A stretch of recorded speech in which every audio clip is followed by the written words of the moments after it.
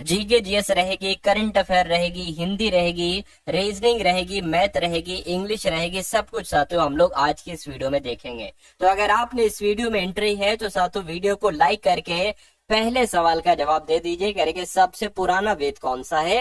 देखिए सबसे पुराना वेद कौन सा है, ऋग्वेद है। और सबसे नया वेद अगर आपसे पूछे तो अथर्ववेद आपको बताना है। बिल्कुल बेसिक से शुरुआत मैंने की है। अगला देखिए करेंगे चंद्रगुप्त मौर्य ने अपने अंतिम दिनों में किस धर्म को अपनाया था। तो किस धर्म को अपनाया था साथियों, अगर आपका जवाब जैन धर्म है तो आपका जवाब बिल्कुल सही है। सबसे पहले मैं आपको जीके के 50 सवाल कराने वाला हूं और इन जीके के 50 सवालों में से आपको चेक करना है कि आपके कितने सवाल बिल्कुल सही हो पा रहे हैं। क्या 50 सवाल में से साथियों आपके 25 सवाल सही हो पा रहे हैं? अगर ऐसा है तो ठीक ठाक मामला है, मेहनत करते जाइए, सिलेक्शन आपका हो जाएगा, अच्छा पेट का स्कोर कार्ड आपको प्राप्त हो जाएगा। चलिए तीसरे नंबर का सवाल है करके किस काल को भारतीय इतिहास का स्वर्ण युग कहा जाता है। ये तो मोस्ट इंपोर्टेंट क्वेश्चन आपके एग्जाम में आएगा। तो गुप्त काल को भारतीय इतिहास का स्वर्ण युग कहा जाता है। राष्ट्रकूट वंश के संस्थापक की अगर बात करें साथियों दंती दुर्ग थे। कौन थे? दंती दुर्ग थे। आंसर आपका ऑप्शन नंबर ए होगा। अगला देखिए कह रहे कि अलबरूनी द्वारा रचित पुस्तक किताबुल हिंद ये किस विषय की समीक्षा करती है, बताइए। देखिए ये किताब की अगर बात करें भारतीय दर्शन के बारे में बताती है, भारतीय इतिहास और भारतीय भूगोल के बारे में बताती है, गणित और खगोल विज्ञान के बारे में बताती है। तो आपके एग्जाम में अगर ये सवाल आता है तो जवाब मैंने आपको बता दिया है। उसके बाद देखिए 1857 की जो स्वाधीनता संग्राम, इसका प्रतीक क्या था। इसका प्रतीक अगर आपके एग्जाम में पूछे तो कमल और रोटी आपको बता देना है। उसके बाद देखिए अगला सवाल है कह रहे कि शिकागो विश्व धर्म पार्लियामेंट जिसमें विवेकानंद जी ने भाग लिया था, इसका आयोजन कब किया गया था। तो इसका आयोजन 1893 में किया गया था। महीना कौन था साथियों? सितंबर महीना था। राइट आंसर आपका ऑप्शन नंबर डी होगा। उसके बाद देखिए ब्रह्मा समाज के संस्थापक कौन थे। ब्रह्मा समाज के संस्थापक आपसे पूछा जा रहा है साथियों, बताइए। तो अगर आपका जवाब राजा राममोहन राय है तो आपका जवाब बिल्कुल सही है। उसके बाद देखिए भारतीय राज्यों पर अंग्रेजी प्रमुख स्थापित करने के लिए प्रशासन का सहायक संधि प्रणाली का सूत्रपात किसने किया था। मोस्ट इंपोर्टेंट क्वेश्चन है, लॉर्ड वेलेजली आप लोग याद रखेंगे। भारतीय राज्यों पर अंग्रेजी प्रमुख स्थापित करने के लिए प्रशासन की सहायक संधि प्रणाली का सूत्रपात लॉर्ड वेलेजली के द्वारा ही किया गया था। भारतीय क्रांति की जननी किसे कहा जाता है साथियों, बताइए। एनी बेसेंट को नहीं, स्नेहलता वाडेकर को नहीं, सरोजिनी नायडू को नहीं साथियों, मैडम भीकाजी कामा की अगर बात करें इनको ही भारतीय क्रांति की जननी के रूप में जाना जाता है। उसके बाद देखिए कह रहे कि भारत के उत्तर से दक्षिण की लंबाई कितनी है। तो भारत के उत्तर से दक्षिण की लंबाई अगर आपसे पूछे तो 3214 किलोमीटर ये लंबाई आपको बता देना है। कह रहे कि क्षेत्रफल के क्रम में भारत के 3 सबसे बड़े राज्य कौन से। देखिए सबसे बड़ा राज्य कौन सा है क्षेत्रफल के हिसाब से, तो मैं कहूंगा राजस्थान है। उसके बाद अगर बात करें ऑप्शंस के हिसाब से अगर हम बात करें तो मध्य प्रदेश महाराष्ट्र हो जाएगा। उसके बाद देखिए अगला सवाल है कि भारत के भौगोलिक मानचित्र कौन तैयार करता है। तो भारत का भौगोलिक मानचित्र कौन तैयार करता है, तो भारतीय सर्वेक्षण करता है। राइट आंसर आपका डी होगा। अगला देखिए किस वर्ष में गंगा नदी को राष्ट्रीय नदी घोषित किया गया। तो 2004, 2008, 2014, 2016 ये काम जो किया गया था वो 2008 में किया गया था। यानी कि गंगा नदी को राष्ट्रीय नदी 2008 में बनाया गया था। अगला सवाल देखिए यानी कि भारतीय संविधान पूर्ण रूप से कब तैयार हुआ। देखिए पूर्ण रूप से कब तैयार हुआ, 26 नवंबर 1949 को हुआ। अगर आपसे कहा जाए लागू कब हुआ, तो अगर लागू की बात करते हैं तो लागू 26 जनवरी 1950 को लागू हुआ था। उसके बाद देखिए आपसे कहा जा रहा है कि विश्व का सबसे लंबा लिखित संविधान किस देश का है। तो मैं कहूंगा अपने देश भारत का ही साथों सबसे लंबा लिखित संविधान है। आंसर आपका सी होगा। धार्मिक स्वतंत्रता का अधिकार साथियों किन किन अनुच्छेदों में है। तो मैं कह सकता हूं साथियों अनुच्छेद 25 से लेकर 28 तक में किस बात का जिक्र किया गया है, धार्मिक स्वतंत्रता के अधिकार की बात कही गई है। राइट आंसर आपका ए होगा। संसद के किस सदन को प्रतिनिधि सभा भी कहा जाता है। तो किसको, राज्यसभा को, लोकसभा को या दोनों को। तो आपको ये ध्यान रखना है कि लोकसभा को साथियों है ना, क्या कहा जाता है, प्रतिनिधि सभा कहा जाता है। राइट आंसर आपका भी होगा। कह के किस अनुच्छेद के तहत राष्ट्रपति पद का प्रावधान है, यानी कि भारत का एक राष्ट्रपति होगा। ये बात किस अनुच्छेद में कही गई है, ये बात अनुच्छेद 52 में कही गई है। ये भी आप लोग बहुत इंपॉर्टेंट था। कह के भारत के निम्न राज्यों में से किसमें प्रति व्यक्ति आय सबसे कम है, तो प्रति व्यक्ति आय सबसे कम जो है ना वो बिहार राज्य में है। आंसर आपका जाएगा ऑप्शन नंबर ए के साथ। अगला सवाल है कह के प्रथम पंचवर्षीय योजना का मुख्य ध्यान किस पर था, तो पहली पंचवर्षीय योजना का ध्यान तो कृषि पर था। किस पर था साथियों, कृषि पर था, इसलिए राइट आंसर आपका ऑप्शन नंबर ए है। अगला देखिए कह के भारतीय प्रतिभूति और विनिमय बोर्ड यानी कि सेबी किस शहर में स्थित है, तो सेबी की अगर बात करते हैं साथियों ये कहाँ पर स्थित है, तो ये तो मुंबई में स्थित है। आंसर आपका जो जाएगा वो ऑप्शन नंबर बी हो जाएगा। उसके बाद देखिए अगला सवाल आपकी स्क्रीन पर है। आपसे कहा जा रहा है कि आइंस्टीन का द्रव्यमान ऊर्जा संबंध नियम अनुसार क्या है, यानी कि ये तो बच्चा बच्चा जानता है साथियों, ई बराबर mc स्क्वायर होना चाहिए। ये स्क्वायर थोड़ा सा बड़ा हो गया, यहाँ पर आना चाहिए था। अगला सवाल देखिए कह रहे कि किसी वस्तु की आगे पीछे या पीछे आगे की गति को क्या कहा जाता है, तो इसको साथियों पता, इसको कंपन कहा जाता है। क्या कहा जाता है, कंपन इसको कहा जाता है। उसके बाद देखिए क्या विद्युत धारा के चुंबकीय प्रभाव का उपयोग नहीं करता है, तो क्या नहीं करता है, ये आपसे कुल मिला के पूछा जा रहा है। विद्युत धारा के चुंबकीय प्रभाव का उपयोग मैं कहूंगा विद्युत मोटर करता है, घंटी करता है, विद्युत पंखा करता है, लेकिन विद्युत बल्ब नहीं करता है। नहीं करता है तो यही आपका आंसर है। इनमें से किसने अष्टक सिद्धांत दिया था, तो अष्टक सिद्धांत अगर आपके एग्जाम में पूछा जाए तो न्यूलैंड्स के द्वारा दिया गया था साथियों अष्टक सिद्धांत। अगला सवाल देखिए कह रहे ग्राफीन है, तो ग्राफीन की जब हम बात करते हैं तो ये कार्बन के अपरूप होते हैं साथियों। ग्राफीन जो होते हैं ना ये कार्बन के अपरूप होते हैं। निम्नलिखित में से कौन सा राजस्थान राज्य का नृत्य है, कौन सा नृत्य, मैं कहूंगा साथियों घूमर नृत्य जो है ना ये कहाँ किया जाता है, ये राजस्थान में किया जाता है। इसलिए राइट आंसर आपका जाएगा ए के साथ।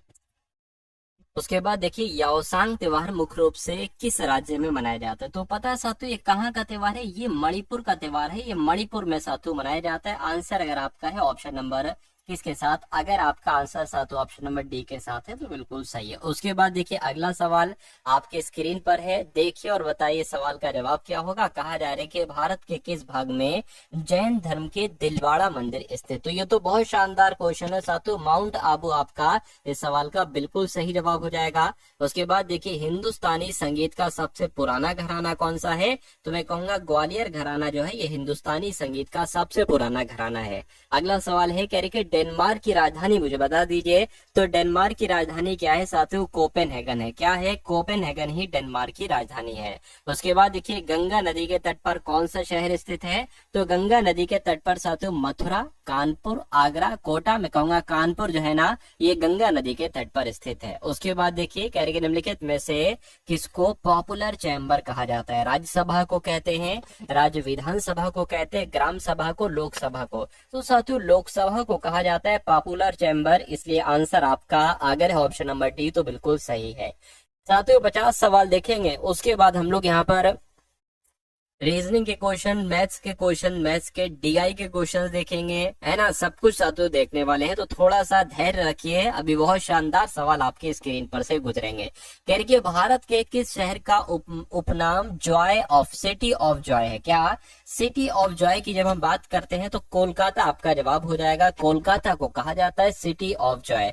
उसके बाद देखिए भारत का कौन सा शहर सिटी ऑफ पैलेस के नाम से जाना जाता है, तो अभी मैंने आपको बताया सिटी ऑफ जॉय कोलकाता को कहा जाता है। सिटी ऑफ पैलेस किसको कहा जाता है साथियों, मैसूर को कहा जाता है। तो मैसूर आपका आंसर हो जाएगा। अगला सवाल है करके गुजरात के निम्नलिखित में से किस जिले में स्टैचू ऑफ यूनिटी स्थित है, तो साथियों पता गुजरात के, मैं कहूंगा गुजरात के किस जिले में, तो साथियों नर्मदा जिले में। गुजरात में एक जिला है, नर्मदा नदी भी है लेकिन एक जिला भी है नर्मदा जिला जहां पर स्टैच्यू ऑफ यूनिटी स्थित है।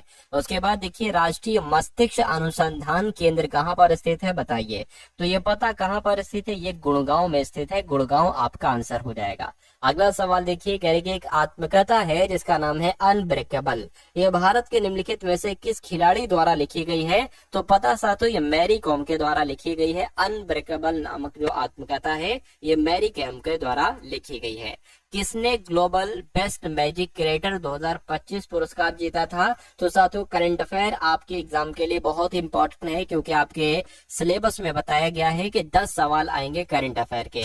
तो अब कुछ क्वेश्चन साथियों करंट अफेयर के भी आप लोग देख लीजिए, ताकि आपके करंट अफेयर मजबूत हो सके। कह रहे कि किसने ग्लोबल बेस्ट मैजिक क्रिएटर 2025 का पुरस्कार जीता है? सुहानी शाह ने जीता है। सुहानी शाह आपका आंसर हो जाएगा। अगला सवाल है, कह रहे कि भारत की पहली खनन पर्यटन परियोजना ये किस राज्य में शुरू की गई है? तो ये झारखंड में शुरू की गई है। झारखंड आपका सही जवाब हो जाएगा। अगला सवाल है, कह रहे कि किस देश ने डॉलर आधारित स्थिर सिक्कों को विनियमित करने के लिए जीनियस अधिनियम पारित किया है? तो जो जीनियस अधिनियम पारित किया है, पता किस देश ने किया है? ये अमेरिका देश ने किया है। आंसर आपका जो जाएगा वो ऑप्शन नंबर सी के साथ जाएगा। अगला सवाल है, कह रहे कि मुरली श्रीशंकर ने विश्व एथलेटिक्स पुर्तगाल स्पोर्ट्स मीट्स 2025 में कौन सा पदक जीता है? तो साथियों इन्होंने स्वर्ण पदक जीता है। स्वर्ण पदक आपके सवाल का बिल्कुल सही जवाब हो जाएगा। अगला देखिए, कह रहे कि रतन थियम का 77 वर्ष की आयु में निधन हुआ है, वो कौन थे? क्या वो एक लेखक थे? नहीं। पत्रकार थे? नहीं साथियों। वो कौन थे? वो अभिनेता थे। कौन थे? अभिनेता थे वो। आंसर आपका सी होगा। उसके बाद देखिए अगला सवाल, कह रहे कि किसने सहकारी क्षेत्र में दुनिया की सबसे बड़ी अनाज भंडारण योजना शुरू की है? तो अनाज भंडारण योजना जो शुरू की है वो अपने देश भारत ने की है। अपना देश भारत आपका आंसर हो जाएगा। उसके बाद देखिए, कह रहे कि किस राज्य की कैबिनेट ने महिलाओं को संपत्ति पर 1% स्टाम्प में शुल्क में छूट की मंजूरी दी है? तो किसकी बात चल रही है साथियों? उत्तर प्रदेश आपके सवाल का बिल्कुल सही जवाब हो जाएगा। यानी कि उत्तर प्रदेश की कैबिनेट ने महिलाओं को संपत्ति पर 1% स्टाम्प शुल्क में छूट की मंजूरी दी है। अगला सवाल है, कह रही कि दिल्ली सरकार ने पदक विजेताओं की नकद पुरस्कार राशि को बढ़ाकर कितना कर दिया है? तो साथियों आप लोग याद रखेंगे 7 कर दिया। यानी कि दिल्ली सरकार ने पदक विजेताओं की नकद पुरस्कार राशि को साथियों बढ़ाकर कितना कर दिया है? 7 करोड़ कर दिया है। यानी कि पहले कितना था साथियों? पहले अगर बात करें तो 3 करोड़ था, अब कितना हो गया है? 7 करोड़ हो चुका है। उसके बाद देखिए, कह रहे कि green gold the Neem pharmacy नामक पुस्तक किसके द्वारा लिखी गई है? तो ये साथियों विश्वरूप राय चौधरी के द्वारा लिखी गई है। राइट आंसर की अगर बात करते हैं साथियों, आपका जो जाएगा वो किस ऑप्शन के साथ जाएगा? वो ऑप्शन नंबर बी के साथ जाएगा। ये इंपॉर्टेंट क्वेश्चन है, आप लोग याद रखेंगे। अगला सवाल देखिए, कह रहे कि FIDE शतरंज विश्व कप 2025 की मेजबानी करेगा? तो कौन करेगा? मैं कहूंगा अपना देश भारत करेगा। भारत आपके सवाल का बिल्कुल सही और सटीक जवाब हो जाए। अब उसके बाद साथियों यहाँ से आपके सामने जीके जीएस के क्वेश्चंस हो गए। अब हम लोग यहाँ पर साथियों 10 क्वेश्चंस देखेंगे हिंदी के, और उसके बाद रीजनिंग के क्वेश्चंस होंगे, मैथ के क्वेश्चंस होंगे, DI के क्वेश्चंस होंगे। ठीक है ना? तो इन 10 सवालों में से चेक करिएगा कि कितने क्वेश्चन आपके बिल्कुल सही जाते हैं। कह रहे कि कोई बच्चा नहीं खेलेगा वाक्य में जो रेखांकित शब्द है ये क्या है? देखिए अगर ऐसे करके है, कोई बच्चा नहीं खेलेगा, कौन बच्चा नहीं खेलेगा, है ना, या एक तरीके से वह बच्चा नहीं खेलेगा, यह बच्चा नहीं खेलेगा, तो ये जो सबसे पहला वाला शब्द मैंने बोला है ना, ये आपका सार्वनामिक विशेषण होता है। ये बात आप लोग यहाँ पर याद रखेंगे। उसके बाद देखिए अगला सवाल है, कह रही कि राम धीरे धीरे, है ना, पढ़ता है। इस वाक्य में धीरे धीरे शब्द साथियों क्या है? ये आपको यहाँ पर बताना है। देखिए ये धीरे धीरे जो है ना, ये क्रिया की विशेषता बता रहे हैं, तो ये आपका क्या हो जाएगा? क्रिया विशेषण हो जाएगा। राइट आंसर आपका ऑप्शन नंबर डी होगा। उसके बाद देखिए राजा भिक्षुक को दान देता है, वाक्य में कारक कौन सा है साथियों बताइए? देखिए राजा भिक्षुक को दान देता है, यानी कि राजा भिक्षुक के लिए दान देता है। जहां पर भी कोई दान दी जाए या कोई गिफ्ट दिया जाए तो वहां पर साथियों हम क्या लगाते हैं? वहां पर हम के लिए का इस्तेमाल करते हैं। किसका साथियों? के लिए का इस्तेमाल करते हैं, तो इसलिए यहाँ पर संप्रदान कारक हो जाएगा। राजा भिक्षुक के लिए दान देता है। उसके बाद देखिए अगला सवाल, कह रहे निम्नलिखित में से कौन सा शब्द बहुवचन है बताइए? तो पौधा तो एक वचन है, पौधे हो जाएगा बहुवचन। लड़का एक वचन है, लड़के हो जाएगा बहुवचन। प्राण शब्द की अगर बात करते हैं तो ये आपका एक बहुवचन है। पुस्तक भी एक वचन है क्योंकि पुस्तकें बहुवचन होता है। उसके बाद देखिए खिड़की किस प्रकार का शब्द है मुझे बताइए। तो खिड़की की अगर बात करते हैं साथियों ये एक देशज शब्द है। कैसा है साथियों? देशज शब्द है। आंसर आपका सी होगा। उसके बाद देखिए अगला सवाल है आपकी स्क्रीन पर, कह रहे महोर्मी का संधि विच्छेद आपको साथियों बताना है क्या हो सकता है। तो महाधन उर्मी हो जाएगा और ऐसा कहां पर लिखा हुआ है? ऐसा आपका ऑप्शन नंबर सी में लिखा हुआ है। उसके बाद देखिए इति धन आदि, इसमें संधि आपको साथियों बताना है। देखिए इसका जो होगा ना संधि इत्यादि हो जाएगा। इसमें कौन सी संधि है? इसमें आपकी यण संधि है। ये बात भी आपको मालूम होना चाहिए। कहीं पर भी अगर आधा ता आ जाए और या आ जाए तो वहां पर हमेशा यण संधि ही होती है।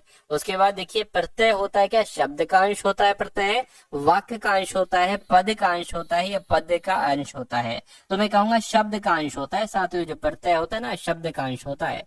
कह रहे बहुमुखी शब्द में कौन सा उपसर्ग है मुझे बताइए। तो यहाँ पर अगर बात करते हैं साथियों कौन सा उपसर्ग है? बहिर यहाँ पर जो होगा वो उपसर्ग हो जाएगा। एक हलंत आप लोग लगा लेंगे छोटा सा। उसके बाद देखिए अगला सवाल आपके स्क्रीन पर है साथियों। आपसे कहा जा रहा है कि माउंट एवरेस्ट का पर्वत से वही संबंध है जो नोबेल का किससे है मुझे बताइए। तो देखिए माउंट एवरेस्ट क्या है? ये एक पर्वत है। नोबेल क्या है? नोबेल एक पुरस्कार होता है, पुस्तक थोड़ी ना कर्तव्य ना प्रसिद्धि है। उसके बाद देखिए साथियों कथन और निष्कर्ष वाला सवाल आपकी स्क्रीन पर आ चुका है। अब इन कथन और निष्कर्ष वाले सवाल को आप कैसे करेंगे साथियों ये मैं आपको यहाँ पर बताने वाला हूँ। देखिए सबसे पहले कह रहे हैं कि सभी नर्स डॉक्टर हैं, तो जितनी बात कही गई उतना काम कर लीजिए। मान लीजिए साथियों ये क्या होगा? ये नर्स होंगे और सभी नर्स जो है ना वो डॉक्टर बताई गई है। ठीक है, ये सभी नर्स मैंने डॉक्टर मान ली। उसके बाद कह रहे हैं सभी डॉक्टर डिजाइनर है। ठीक है, सभी डॉक्टर्स की अगर बात करते हैं साथियों ये कौन है? ये डिजाइनर है ना? कौन है साथियों? ये डिजाइनर है। अब साथियों यहाँ पर कह रहे हैं कि कुछ नर्स आर्किटेक्ट हैं। कुछ नर्स कहाँ पर है? नर्स ये हैं। यानी कि कुछ नर्स अगर आर्किटेक्ट हम मानते हैं तो कुछ नर्स यानी कि इतनी नर्स क्या हो गई? इतनी नर्स साथियों आर्किटेक्ट हो गई। उसके बाद कह रहे हैं कि कुछ डिजाइनर आर्किटेक्ट हैं। अब देखिए यहाँ पर हमने नर्स को माना है आर्किटेक्ट, लेकिन मजबूरी में हमें कुछ डिजाइनर भी यहाँ पर आर्किटेक्ट हो जाएंगे और कुछ डॉक्टर भी यहाँ पर साथियों आर्किटेक्ट हो जाएंगे। कह रहे कि कुछ डिजाइनर आर्किटेक्ट हैं यहाँ पर साथियों बताया गया है ना? यहाँ पर अगर बात करें तो बिल्कुल सही साथियों, ये बात तो बिल्कुल सही। कुछ डिजाइनर, इतने डिजाइनर की अगर बात करते हैं ये आर्किटेक्ट हैं, ये बिल्कुल सही है। क्योंकि कोई डॉक्टर आर्किटेक्ट नहीं है।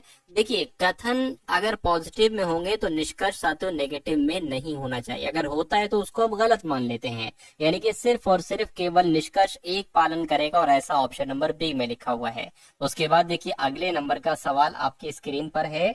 देखिए सवाल को और साथियों बताइए आंसर आपका क्या होगा। ये बहुत शानदार सवाल है ना?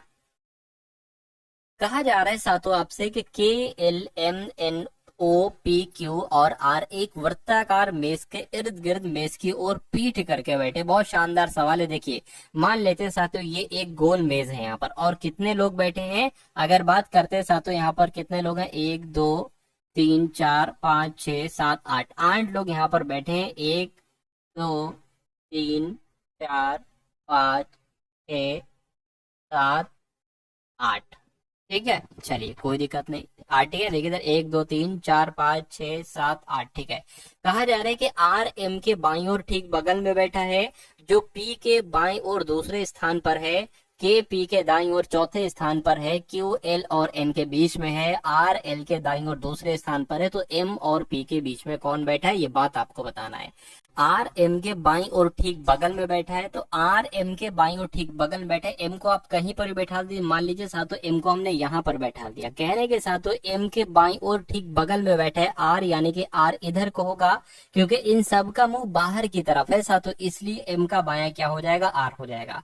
उसके बाद कहने के जो P के बाईं ओर दूसरे स्थान पर बैठा है। देखिए जो का मतलब जो होता है ना वो दूसरे वाले के लिए होता है। पहला वाला R है, दूसरा वाला M है। यानी कि P के बाईं ओर दूसरे स्थान पर बैठा है M, तो P हम साथियों क्या? P हम यहीं पर ही तो बैठा देंगे साथियों, तभी तो P का बायां दूसरे स्थान पर M बैठ पाएगा। ठीक है, उसके बाद कह रहे हैं K जो है ना ये P के दाईं ओर चौथे स्थान पर बैठा है। P आपका यहाँ पर है, P का दायां चौथा क्या होगा? 1 2 3, यानी कि यहाँ पर आपका क्या बैठेगा साथियों? K बैठेगा, है ना? एक अच्छा ये चौथा, सॉरी यहाँ पर अगर बात करें 1 सेकेंड, है ना? चौथा तो सातों आपका ये बनेगा ना, चौथा आपका ये बनेगा, तो यहाँ पर आपका क्या बैठ जाएगा, के बैठ जाएगा, 1 2 3 है ना, 1 2 3 4, ठीक है। उसके बाद कहा जा रहा है कि उसके बाद कहा जा रहा है कि क्यू जो है ना ये एल और एन के बीच में है, क्यू एल और एन के बीच में है, और एल के दाईं और दूसरे स्थान पर बैठा है आर, एल के दाईं और दूसरे स्थान पर। तो अगर साथियों हम लोग यहाँ पर बात करें एल और एन हम कहाँ पर बैठा सकते हैं, जरा मुझे बताइए, एल और एन। देखिए अगर यहाँ पर हम लोग बात करें, मान लीजिए एल हमने यहाँ पर बैठा दिया और एन हमने यहाँ पर बैठा दिया, और कह रहे हैं कि एल और एन के बीच में क्यू बैठा, मान लीजिए क्यू हमने यहाँ पर बैठा दिया, और उसके बाद कह रहे हैं कि एल के दाईं और दूसरे स्थान पर आर बैठा है, एल के दाईं और दूसरे स्थान पर आर बैठा है, बिल्कुल एक स्थान दो स्थान दूसरे स्थान पर आर बैठा है। तो अब बचा कौन सा, तो बचा सिर्फ ओ, तो ओ आपका यहाँ पर आ जाएगा। अब देखिए कह रहे कि एम और पी के बीच में कौन बैठा है, एम कहाँ पर है, एम ये है, और पी कहाँ पर, पी ये है, यानी कि यहाँ पर कौन बैठा है, तो ओ बैठा है। ओ कौन सा ऑप्शन में, साथों ऑप्शन नंबर ए वाले में। तो जिनका आंसर यहाँ पर ऑप्शन नंबर ए के साथ है, मैं कहूंगा आंसर आपका बिल्कुल सही हो जाएगा भाई, बहुत बढ़िया, वेरी गुड क्लास। अगले नंबर का सवाल है, कह रहे कि उस विकल्प का चयन करिए जिसमें दी गई संख्याओं के बीच वही संबंध है जो दिए गए समूह की संख्याओं के बीच, यानी कि यहाँ पर जो लॉजिक लगा है वही लॉजिक आपको बताने की इनमें से किस ऑप्शन में लगा है। देखिए सबसे पहले हमें ये जानना होगा कि आखिर इसमें लॉजिक लगा क्या है, 64 है, 51 है और 38 है, कैसे साथियों यहाँ पर हुआ है। अगर 64 पे हम कितने घटाएं, मैं कहूंगा साथियों अगर -13 कर दे तो 51 आ जाएगा, 51 में फिर से अगर -13 करने तो 38 आ जाएगा। अब देखिए यही लॉजिक कहाँ पर लगा है, यहाँ पर तो साथियों -13 नहीं घटाया गया है, यहाँ पर भी -13 नहीं घटाया गया है, यहाँ पर भी -13 नहीं घटाया गया है। हाँ अगर यहाँ पर अगर हम लोग बात करें साथियों 52 में अगर आप 13 घटाओगे तो कितना आ जाएगा, 12 में से 3 जाएगा, तो यहाँ पर भी सातों नहीं है। मतलब ये तो ऐसा कुछ नहीं बन रहा है कि -13 जिसके 13 13 माइनस यहाँ किया गया, तो ऐसा ऑप्शन हमें नहीं मिल रहा है, या तो फिर तो कुछ और लॉजिक यहाँ पर नहीं लगा है। देखिए जरा, देखिए 45 में कितना घटाया गया साथियों, 45 में यहाँ पर तो बढ़ाया गया भैया, तो ये तो होगा ही नहीं, घटाना है ना। यहाँ पर भी साथियों बढ़ाया गया है, यहाँ पर भी बढ़ाया गया, यहाँ पर घटाया गया, कितना घटाया गया जरा देखिए, 52 में हम कितना घटा दें साथियों, अगर हम 6 घटा दें तो ये आ जाएगा, ठीक है, और यहाँ पर भी फिर हम 6 घटा दें, तो ऐसा लॉजिक होगा कि माइनस माइनस वाला होना चाहिए, तो माइनस माइनस यहाँ पर भी है और माइनस माइनस हमें यहाँ पर भी घटाना पड़ा, तो कुल मिला के जो लगभग यहाँ पर लॉजिक लगा है वही लॉजिक ऑप्शन नंबर डी वाले में लगा है।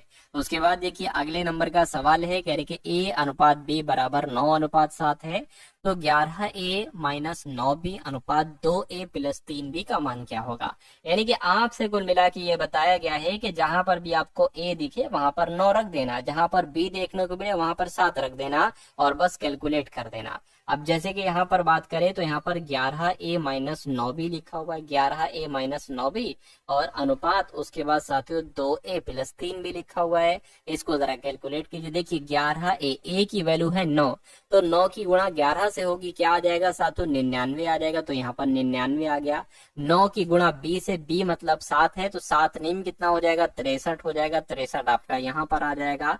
अब देखिए 2A यानी कि 9 यहाँ पर 9 दूना कितना हो जाएगा 18 हो जाएगा, और यहाँ पर अगर बात करें 7 गुणा 3 यानी कि 3 7 21, तो 21 आपका यहाँ पर आ जाएगा। अब इसको कैलकुलेट करिए, 9 में से 3 जाएगा बचेगा 6, 9 में से 6 जाएगा बचेगा 3, अनुपात यहाँ पर अगर बात करें इसको जोड़िए 9 आ गया और 3 आ गया, ये आपका यहाँ पर आएगा। अब इसको जरा अनुपात में कट कर लीजिए साथियों, छोटा अनुपात बना लीजिए, 3 एकम 3, 3 दूना 6, 3 एकम 3, 3 3 9, यानी कि 12:13 आपका जवाब आएगा। क्या 12:13 ऑप्शन में है? बिल्कुल साथियों ऑप्शन में है, ऑप्शन नंबर डी वाले में। तो जिनका आंसर यहाँ पर है ऑप्शन नंबर डी के साथ, तो मैं कहूंगा आंसर आपका बिल्कुल सही हो जाएगा भाई, बहुत बढ़िया, वेरी गुड क्लास। अगला सवाल साथियों आपकी स्क्रीन पर है, देखिए जरा इस सवाल को साथियों देखिए और मुझे आप लोग बताइए आंसर आपका क्या होगा। कहा जा रहा है कि 6 वर्ष पहले ए और बी की आयु का अनुपात 17:13 था, 6 वर्ष पहले,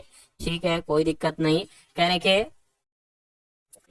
और उनकी वर्तमान आयु का अनुपात 5:4 है, ठीक है, और अब से 4 वर्ष बाद उनकी आयु का अनुपात क्या होगा। तो सबसे पहले अभी की आयु निकाल लीजिए, 4 वर्ष बाद भी आयु अनुपात निकाल देंगे। तो यहाँ पर सबसे पहले कहा गया है कि उनकी आयु का जो वर्तमान अनुपात है, वर्तमान अनुपात कितना है, 5:4 है, यानी कि 5x, और इसको हम 4x मान लेते हैं। उसके बाद का, अच्छा ये अगर बात करते हैं ए और बी की 6 वर्ष पहले की आयु का अनुपात कितना था साथियों, 17:13 था। तो जरा इसको अगर मैं इसमें से 6, ये वर्तमान आयु है ना, ये भी वर्तमान आयु, अगर इसमें मैं 6 घटाऊं और इसमें से मैं 6 घटाऊं तो 17 आना चाहिए, 13 आना चाहिए। देखिए जरा 5x और इसमें से मैं 6 घटा दूं, क्योंकि ये जो है ना 6 वर्ष पहले की आयु का अनुपात इनका ये है, और वर्तमान की आयु साथियों इनकी ये है ना। चलिए, तो अगर मैं क्या करूं साथियों, फिर वही बी का करते, 4x माइनस 6 घटाया तो अनुपात कितना आना चाहिए, 17:13 आना चाहिए। 17 बटे यहाँ पर 13 हो जाएगा। तो इसको जरा आप क्या करिए, कैलकुलेट करिए। 13 की गुणा अब क्रॉस मल्टीप्लाई करिए, क्योंकि बराबर लगा हुआ है। 13 की गुणा 5 से, 13 पंजे 65 हो जाएगा, यानी कि 65x यहाँ पर आ गया। 13 छंग कितना होता है साथियों, 78 होता है, बराबर 17 चौक कितना होता है साथियों, 17 चौक की अगर बात करते हैं यहाँ पर, 17 चौक आपका 68 हो जाएगा। तो 68 यहाँ पर आ जाएगा, 68x हो जाएगा। और 17 छंग की अगर बात करें तो साथियों कितना हो जाएगा, एक तरीके से 102 हो जाएगा। तो 102 यहाँ पर आ जाएगा। अब इसको जरा आप कैलकुलेट करा लीजिए। अब देखिए 65x इधर है, इधर 68 है ना। तो ये 68x इधर रहा, बराबर के इधर है, ये इधर आएगा तो ये माइनस का हो जाएगा। ठीक, कोई दिक्कत नहीं। अब अगर बात करते हैं साथियों, देखिए ये माइनस का इधर आएगा तो ये साथियों प्लस का हो जाएगा, ये जैसा माइनस का है तो ये माइनस का ही रहेगा। अब देखिए 68x में से 65x जाएगा तो कितना बचेगा, 3x बचेगा। 3x बराबर 102 में से 78 घटेगा, कितना बचेगा, 12 में से 8 जाएगा, 4 बचेगा, 9 में से 7 जाएगा, 2 बचेगा। तो मैं कहूंगा साथियों x बराबर कितना आ जाएगा, 3 से 24 को कट करो, 3 अट्ठे 24 होता है, यानी कि हमें यहाँ पर x का मान मालूम पड़ चुका है। तो अब हम लोग साथियों क्या वर्तमान आयु निकाल सकते हैं बहुत आराम से। कैसे, जब x बराबर 8 है तो 8 की गुणा 5 से कराइए, 8 पंजे 40 हो गया, और 8 की गुणा 4 से कराइए, ठीक है, 4 अट्ठे 32 हो गया। यानी कि इनकी वर्तमान आयु कितनी निकलेगी साथियों, 40:32 निकलेगी। लेकिन कह रहे हैं कि अब से 4 वर्ष के बाद उनकी आयु का अनुपात क्या होगा। तो 4 वर्ष के बाद, तो 4 इसमें जोड़िए, 40 में 4 जोड़ोगे 44 आ जाएगा, और 36 में 4 जोड़ोगे कितना आ जाएगा, 36 आ जाएगा। इनका अनुपात पूछा जा रहा है, तो जरा इनका अनुपात भी निकाल दीजिए, है ना। कितना निकलेगा देखिए जरा, 2 से कट करेंगे तो यहाँ पर साथियों कितना आ जाएगा, 2 दूना 4, 2 दूना 4, और 2 एकम 2, 2 अट्ठे 16 आ गया। फिर से 2 से कटेगा, 2 एकम 2, 2 एकम 2, 2 नीम 18, यानी कि इनका अनुपात जो है वो 11:9 है। और 11:9 कहाँ पर लिखा हुआ है, ये तो आपका साथियों ऑप्शन नंबर ए में लिखा हुआ है। तो जिनका आंसर यहाँ पर ऑप्शन नंबर ए के साथ है, तो मैं कहूंगा आंसर आपका बिल्कुल सही हो जाएगा। करके एक कार 10% के लाभ पर 66,000 में बेची जाती है, इसे 600 रुपए अधिक में अगर बेचा जाता तो कितना लाभ होता। देखिए अब सबसे पहले यहाँ पर बात देखी गई है, कहने कि 10% लाभ के साथ बेची जा रही है, तो 66,000 में बेची जा रही है। 10% के लाभ पर बेची जा रही है, यानी कि इसको 110% में बेचा गया है। 110% में बेचा गया है तो 66,000 में साथियों इसको बेचा गया है। आप सभी को पता है कि 100% की वैल्यू जो होती है ना साथियों, वो क्या होती है, वो कॉस्ट प्राइस होती है, यानी कि वो आपकी क्रय मूल्य होती है। तो अगर 110% की वैल्यू दे रखी है और 100% की वैल्यू अगर हम निकाल लें, तो मेरा मानना है वो हमें क्रय मूल्य पता चल जाएगा। तो कैसे निकालोगे, देखिए 66,000 यहाँ पर आ गया, और 110 सातों नीचे आ जाएगा, और गुणा इसके सातों 100 से हो जाएगी। ये हमें क्या निकाल देगा, क्रय मूल्य निकाल देगा। 11 कम 11, 11 छंग 66, तो 600 में 100 की गुणा होगी, तो साथियों क्रय मूल्य आपका कितना यहाँ पर निकल कर आएगा। क्रय मूल्य की अगर साथियों यहाँ पर हम लोग बात करते हैं तो ये 60,000 निकल कर यहाँ पर क्रय मूल्य आ जाएगा। यानी कि क्रय मूल्य 60,000 था, 10% के लाभ पर जब उसने बेची तो वो 66,000 में साथियों बेचा। अब कहा जा रहा है कि अगर वो 600 अधिक में बेचता, 600 अधिक में बेचता तो साथियों मान लीजिए, है ना, वो कितने में बेच रहा है, अभी वो साथियों 66,000 में बेच रहा है। तो अगर वो साथियों 600 अधिक में बेचता तो कितनी इसकी वैल्यू हो जाती, तो हो जाती साथियों 66,600 वैल्यू हो जाती। 66,600 हो जाती तो प्रतिशत लाभ कितना होता। यानी कि उसका क्रय मूल्य है 60,000, बेची जा रही है 66,600 में। मैं कहूंगा प्रॉफिट कितना हो रहा है साथियों, 6600 का प्रॉफिट हो रहा है। इसको प्रतिशत में बदल लीजिए, गुणा 100 लगाएंगे, नीचे क्रय मूल्य लिखेंगे। क्रय मूल्य कितना है साथियों, 60,000 यहाँ पर क्रय मूल्य है। ऊपर 2 जीरो, नीचे 2 जीरो, नीचे 2 जीरो, ऊपर 2 जीरो कैंसिल, ये आपका निकल कर आएगा साथियों 11% का प्रॉफिट हुआ है। और 11% कहां पर लिखा हुआ है, ऑप्शन नंबर सी में लिखा हुआ है। तो जिनका आंसर यहाँ पर है ऑप्शन नंबर सी के साथ, तो बिल्कुल सही हो जाएगा। अगला सवाल आपकी स्क्रीन पर है, इस सवाल को देखिए। कह रहे 320 मीटर लंबी एक ट्रेन अपनी लंबाई से 3 गुना लंबे प्लेटफॉर्म को, अब देखिए प्लेटफॉर्म की अगर यहाँ पर हम लोग बात करें, प्लेटफॉर्म की अगर हम लोग यहाँ पर साथियों बात करें, ट्रेन की अगर बात करें तो ट्रेन की लंबाई कितनी है साथियों, ट्रेन की अगर बात करें, ट्रेन की लंबाई 320 मीटर है। तो प्लेटफॉर्म की लंबाई यहाँ पर कितनी बताई गई है, इसकी 3 गुनी बताई गई है। तो साथियों 320 का 3 गुना क्या हो जाएगा, एक तो 900 हो जाएगा और 20 का 3 गुना 60 हो जाएगा। यानी कि 960 मीटर प्लेटफॉर्म की लंबाई होगी, है ना। और 320 मीटर ट्रेन की लंबाई होगी। और मैंने आपको बताया था, है ना, अच्छा यहाँ पर समय दे रखा है 90 सेकंड में पार करती है। तो ट्रेन की चाल कितनी, यानी कि आपसे कुल मिला के यहाँ पर चाल पूछी जा रही है। और आप सभी को पता है कि चाल बराबर क्या होता है साथियों, दूरी बटा समय होता है चाल बराबर।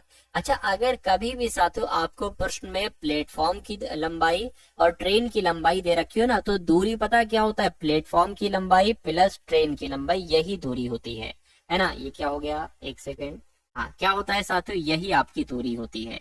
तो यहाँ पर एक सेकंड रुकिए, थोड़ा सा ज्यादा हो गया, एक सेकंड रुक जाइए। हाँ, तो यहाँ पर साथियों आपका क्या आ जाएगा, ये हो जाएगा। और समय कितना दे रखा है, समय आपका यहाँ पर 90 सेकंड दे रखा है। कोई दिक्कत कोई परेशानी तो आपको साथियों नहीं है, नहीं है तो बहुत अच्छी बात है। अब 920 और 320 कितना हो जाएगा साथियों, 920। अच्छा, यहाँ पर मैंने 60 क्यों नहीं लिखा साथियों, 60 लिखना चाहिए, तो यहाँ पर भी 60 आ जाएगा। तो 960 और 320 कितना हो जाएगा, 1280 हो जाएगा, है ना। तो चाल बराबर आपका क्या आ जाएगा यहाँ पर, 1280 बटे 90 यहाँ पर आ जाएगा, है ना। 0 से 0 आपका कैंसिल हो जाएगा। 9 से अगर कट करोगे, 9 एकम 9, 9 एकम 9 हो गया। और यहाँ से 3 बचेगा, 9 चौक आपका 36 हो जाएगा। 2 अभी भी बचेगा, पॉइंट लगाए 0 बढ़ाइए, 9 दूना 18 हो गया, है ना। 9 दूना 18 हो गया, फिर 2 बचेगा, पॉइंट लगाए 0 बढ़ाए, 9 दूना 18 हो गया। तो चाल आपकी साथियों कितने निकल कर आई है, चाल आपकी निकल कर आई है 14.22 मीटर प्रति सेकंड। लेकिन यहाँ पर चाल आपसे पूछी जा रही किलोमीटर प्रति घंटे में। तो अगर साथियों हम क्या करते हैं, अगर कभी भी मीटर प्रति सेकंड में चाल हमें दे रखी होती है और किलोमीटर प्रति घंटे में बदलना होती है, तो उसकी गुणा हम 18/5 से करते हैं।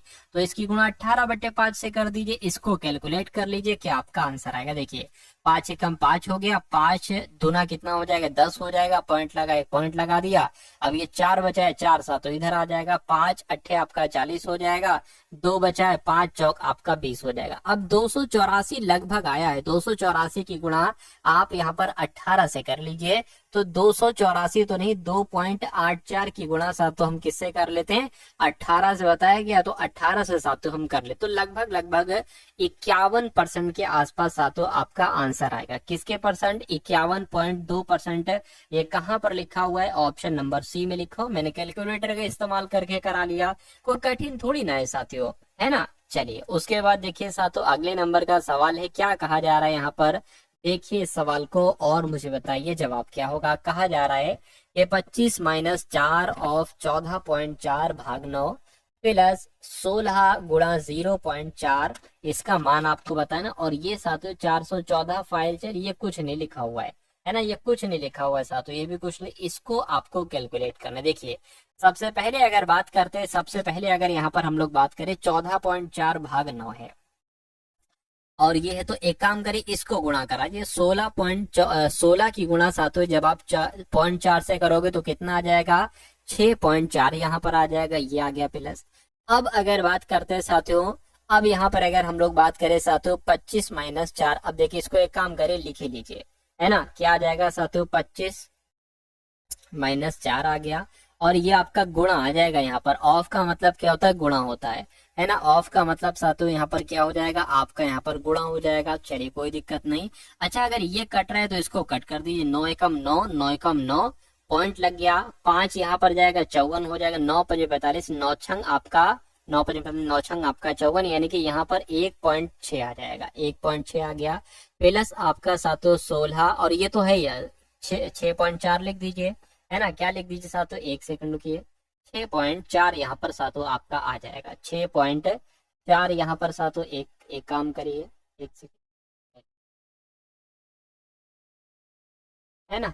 तो 6.4 ये क्या हो रहा है, 6.4 सातों आपका यहाँ पर, यानी कि अब आपके सामने आ गया 25 माइनस 4 गुणा 1.6 गुणा, है ना, प्लस 6.4 आ चुका है। अब अगर बात करते हैं, देखिए अब इसको सॉल्व करिए, 16.64, यानी कि ये भी वही 6.4 प्लस 6.4 आपका बन जाएगा। ये माइनस आ जाएगा, 25 आ जाएगा।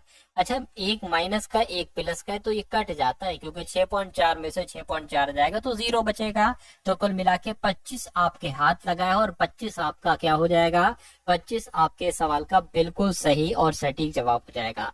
तो अब साथियों यहाँ पर आपके सामने कौन से क्वेश्चन स्टार्ट हो चुके हैं साथियों, डीआई के क्वेश्चन यहाँ पर स्टार्ट हो चुके हैं। तो इन सवालों को बहुत आराम से और बहुत अच्छे तरीके से आप लोग देखेंगे, क्योंकि बहुत सारे क्वेश्चंस आपके डीआई के पूछे जाएंगे आपके यूपी SSC पेट एग्जाम में। चलिए तो इसको अच्छे से समझिए। फिर के नीचे दी गई तालिका 4 भारतीय बल्लेबाज द्वारा किसी खास वर्ष में खेले गए T20 मैच और बनाए गए रन और अर्धशतकों और शतकों को संख्या दर्शाती है। 4 प्लेयर हैं यहाँ पर, विराट है, रोहित शर्मा है, शिखर है और सुरेश है। इन्होंने कितने कितने मैच खेले हैं, विराट ने 16 मैच खेले हैं, और कितने रन बनाए हैं 16 मैचों में, 900 रन बनाए हैं। अर्धशतक इन्होंने 16 मैचों में 4 बनाए हैं, और साथियों शतक इन्होंने 3 जड़े हैं, है ना। रोहित ने 20 मैचों में 840 रन बनाए हैं, शिखर ने 25 मैचों में 1050 रन बनाए हैं, और सुरेश ने 12 मैचों में 450 रन बनाए हैं। तो अब साथियों तालिका समझ में आ गई। सवाल देखिए जरा क्या है, कह रहे कि शिखर द्वारा बनाए गए प्रति मैच औसत रन तथा रोहित द्वारा बनाए गए प्रति मैच औसत रन का अंतर क्या है। यानी कि सबसे पहले आप एक काम करिए, जो शिखर द्वारा, है ना, शिखर द्वारा कितने रन बनाए गए हैं, मतलब औसत बताना है। तो शिखर द्वारा जो, देखिए आपको 2 चीजें चाहिए होती हैं। शिखर ने 1050 रन बनाए हैं, तो 1050 रन बनाए हैं। कितने मैचों में साथियों ये रन बनाए हैं, तो 25 मैचों में ये रन बनाए हैं। ये साथियों शिखर का यहाँ पर औसत आपको मिल जाएगा, है ना। उसके बाद क्या कहा जा रहा था साथियों, रोहित द्वारा बनाए गए मैचों का औसत क्या है, तो रोहित किधर गए, ये है। यानी कि रोहित की अगर बात करें 840 इन्होंने रन बनाए हैं 20 मैचों में। तो इन दोनों का अंतर आपसे पूछा जा रहा है, तो इनका अंतर निकाल दीजिए, क्या दिक्कत। 2 से कट करेंगे इसको, 2 चौक 8, 2 दूना 4 हो जाएगा, और साथियों 5 से कट करेंगे, 5 पंजे 25, 5 दूना 10, 5 एकम 5, इतना आ जाएगा। इसको कट करोगे तो 5 चौक आपका 20 आ जाएगा, 5 दूना 10, यानी कि यहाँ पर भी 42 आ गया। यानी कि इन दोनों के औसत रनों के बीच की अगर बात करें, अंतर क्या आना चाहिए, 0 अंतर आना चाहिए। क्या 0 कहीं यहाँ पर लिखा हुआ है, बिल्कुल लिखा हुआ है साथियों, ऑप्शन नंबर सी में लिखा हुआ है। इसलिए जिनका आंसर यहाँ पर ऑप्शन नंबर सी के साथ है तो बिल्कुल सही है। अब अगला सवाल देखिए, कह रहे कि सभी चारों बल्लेबाज द्वारा बनाए गए कुल रनों की संख्या क्या। अच्छा अब आपसे रन का टोटल पूछा गया है। चलिए तो टोटल हम कर देते हैं बहुत आसानी से, कोई दिक्कत थोड़ी ना इसमें करने में। देखिए 0 0 0 0 0 आ जाएगा, है ना। उसके बाद 0 4 और 5 9 हो गया, 9 और 5 14, 14 का 4 आ गया, हासिल लग गया 1, 9 और 1 10, 10 और आपका 8 18 हो गया, 18 और 4 कितना हो गया, 22 हो गया, 22 का 2 हासिल लग गया 2, 2 और 1 3 4 हो गया, सॉरी 2 और 1 3 हो गया, यानी कि 3240 तो यहाँ पर साथियों आ रहा है। अब देखिए 3240 ऑप्शन में है, मैं कहूंगा बिल्कुल ऑप्शन में है, ऑप्शन नंबर ए में। यानी कि सभी चारों बल्लेबाजों ने कितने कुल मिला के रन बनाए थे, 3240 रन बनाए थे। उसके बाद देखिए अगला सवाल है, कह रहे कि सभी चारों बल्लेबाज द्वारा बनाए गए कुल रनों का औसत क्या है। तो अब आपसे साथियों क्या पूछा जा रहा है, कुल रनों का औसत आपसे पूछा जा रहा है। तो कुल रनों का औसत की अगर बात करें, ये कैसे आप निकालोगे, देखिए टोटल रनों की संख्या एक तरीके से अगर बात करें, रनों का कुल योग 3240 है। 1 2 3 4 4 मैच है, तो साथियों इसको 4 से भाग कर दीजिए। 4 अट्ठे 32 हो जाएगा, 4 कम 4 हो जाएगा, 0 लग जाएगा, यानी कि औसत जो निकलेगा वो 810 निकलेगा। तो 810 क्या कहीं पर ऑप्शन में है? देखिए जरा, मुझे तो दिख रहा है, आपको भी दिखना चाहिए ऑप्शन नंबर सी में। तो जिनका आंसर यहाँ पर ऑप्शन नंबर सी के साथ है तो बिल्कुल सही है। करके साथ ही उसके बाद यहाँ पर अगर हम लोग बात करें, इस सवाल को हम लोग बहुत अच्छे तरीके से देखेंगे। देखिए और बताइए सही जवाब क्या होगा। आपसे कहा जा रहा है कि विराट 16 मैचों में बनाए गए रन शिखर द्वारा 25 मैचों में बनाए गए रन से कितने कम है। तो कुल मिला के इन दोनों के, विराट के और साथियों एक तरीके से अगर बात करें शिखर के रनों के बारे में यहाँ पर आपसे पूछा जा रहा है, इनका अंतर आपसे पूछा जा रहा है। तो विराट और शिखर के रनों को अंतर, डिफरेंस कराना है विराट और शिखर। विराट के रन कितने हैं साथियों? 900 है ना, और इसके कितने हैं साथियों? 1050 है। दोनों का अंतर 150 ही तो हुआ। तो देखिए कहीं के 150 ऑप्शन में लिखा हुआ है, बिल्कुल लिखा है, ऑप्शन नंबर बी में लिखा हुआ है, यानी कि हमारा जवाब यही होगा। उसके बाद देखिए करके शिखर द्वारा बनाए गए रन सुरेश द्वारा बने गए रनों का अनुपात क्या है। तो साथियों शिखर और सुरेश के रनों को बताइए, शिखर और सुरेश के रनों के बारे में। शिखर की अगर बात करें, शिखर के रन कितने हैं साथियों? 1050। शेखर के रन है 1050 और सुरेश के रन है साथियों 4050, सॉरी 450। इनका अनुपात आपको बताना है 5 दूना 10, 5 एकम 5 और 5 तीन 45, यानी कि 21 अनुपात 9 होना चाहिए। क्या 21 अनुपात 9 कहीं पर लिखा हुआ? देखिए जरा। अच्छा 21 अनुपात 9 और भी तो कटेगा साथियों। 21 अनुपात 3, 3 से कटेगा, 3 3 9, 3 7 21, यानी कि 7 अनुपात 3 कहाँ पर लिखा हुआ है? 7 अनुपात 3 आपका ऑप्शन नंबर डी में लिखा हुआ है। तो ये क्या होगा? ये आपका बिल्कुल सही और सटीक जवाब हो जाएगा। अब साथियों यहाँ पर कुछ क्वेश्चंस हम लोग देख लेते हैं इंग्लिश के, यानी कि select the most appropriate antonym of the given word, यानी कि डिनाई की जब हम बात करते हैं इसका एंटोनिम आपको बताना है। अच्छा डिनाई का मतलब क्या होता है साथियों? मना कर देना, यानी कि इनकार कर देना। क्या कर देना साथियों? इनकार करने को कहा जाता है डिनाई करना। अब इसका एंटोनिम क्या होगा? स्वीकार करना। और स्वीकार करना कहाँ पर लिखा हुआ है? ऑप्शन नंबर ए में, यानी कि एक्सेप्ट करना। क्योंकि साथियों प्रिवेंट का मतलब क्या होता है? प्रिवेंट का मतलब साथियों रोकना होता है ना, ब्लॉक कर देना साथियों। मान लीजिए कोई रुकावट आ गई, उसको ब्लॉक कर दिया है, कह सकते हैं। चेक का मतलब क्या होता है साथियों? उसको चेक वगैरह करना, उसकी जांच करना। फिर अगला सवाल देखिए, कह रहे कि अब वन वर्ड सब्स्टिट्यूशन यहाँ पर आपके सामने है। कह रहे कि delay in event to a later date और टाइम, है ना। क्या लिखा हुआ है साथियों यहाँ पर? बहुत अच्छे तरीके से देखिएगा। कह रहे कि डिले, यानी कि कोई इवेंट है वो डिले हो गया है लेटर डेट और टाइम से, तो उसको क्या कहा जाता है? कि पोस्टपोन हो गया। क्या हो गया है साथियों? पोस्टपोन, यानी कि वो आगे बढ़ गया है। तो पोस्टपोन आपके यहाँ पर क्वेश्चन का आंसर हो जाएगा। उसके बाद देखिए select the most appropriate meaning of the given idiom, यानी कि to get out of hand. To get out of hand का मतलब पता क्या होता है साथियों? आउट ऑफ हैंड, यानी कि वो आपके हाथ में अब नहीं है, वो अब बिल्कुल आउट ऑफ कंट्रोल हो गई है कोई चीज, तो उसको कहा जाता है to get out of hand. इसको क्या इररेस्पॉन्सिबली कहेंगे? नहीं। करेज कहेंगे साथियों? नहीं। या उसके अलावा अगर बात करते हैं ये कहेंगे साथियों अनकंट्रोलेबल, है ना। टू बिकम अनकंट्रोलेबल, उसको ही तो कहा जाता है कि हाथों से निकल गई ये चीज, यानी कि to get out of hand. अगला क्वेश्चन देखिए आपके स्क्रीन पर है, कह रहे select the most appropriate antonym of the enthusiasm. तो इसका मतलब पता क्या होता है साथियों? इसको कह सकते हैं जोश, है ना। इसको कह सकते हैं साथियों उत्साह, जोश कह सकते हैं इसको साथियों, उत्साह कह सकते हैं। तो इसका एंटोनिम आपसे पूछा जा रहा है तो क्या हो जाएगा? एक्साइटमेंट तो नहीं होगा। लेथार्जी की अगर बात करते हैं, लेथार्जी हो जाएगा साथियों, क्योंकि लेथार्जी का मतलब होता है आलस है ना। तो इसका एंटोनिम जो होगा वो लेथार्जी होगा। राइट आंसर आपका ऑप्शन नंबर बी के साथ जाएगा। उसके बाद देखिए अगला क्वेश्चन और अंतिम क्वेश्चन आपकी स्क्रीन पर है, आपसे सिनोनिम पूछा जा रहा है मोनोटोनस का। तो मोनोटोनस की अगर बात करते हैं इसका मतलब क्या होता है? देखिए जो कोई बहुत बोलता है या उबाने लगता है अपनी बातों से, उबाने वाला जो होता है ना, उबाने वाले को कहा जाता है साथियों मोनोटोनस। अब इसका अपोजिट क्या होगा साथियों? सॉरी, इसका अपोजिट में सिनोनिम पूछा गया है, इसका सिनोनिम तो बोरिंग हो जाएगा। क्या हो जाएगा साथियों? बोरिंग हो जाएगा। इसलिए आंसर आपका जो जाएगा वो ऑप्शन नंबर